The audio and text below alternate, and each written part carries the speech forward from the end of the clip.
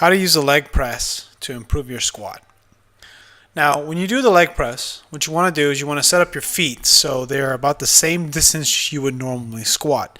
If you have a wider stance, the leg press I'm using might not work for you because it's too narrow.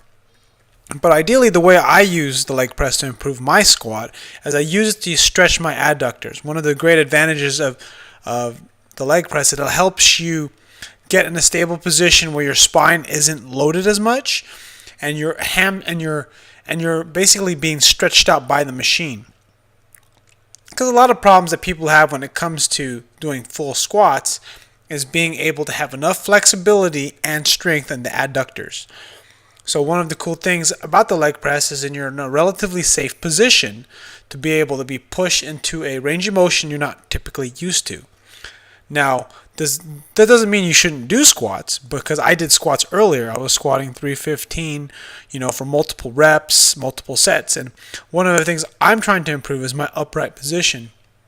And one of the things that help you keep upright position is keeping the knees out and using the external rotators of your hips to push your knees out.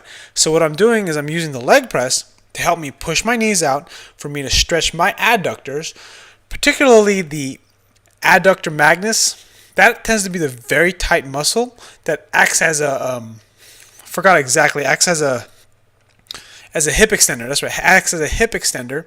So when you actually go below parallel, when your thigh actually goes below your hip crease, or your hip drops below your knee, your adductors kick in completely. So that's one of the reasons why you want to focus on full squatting, if not at least a parallel, or if not a little bit below parallel, but parallel.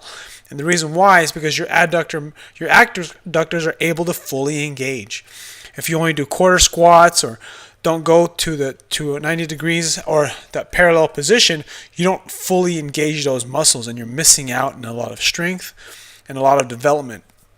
It's also a normal human movement pattern to be able to bend the knees that far. People say don't let your knees pass your toes, but that's totally based if your adductors aren't fully engaged, because that's the main thing that helps protect the knees, the hip extenders, and the hip extenders are the hamstrings and the adductors.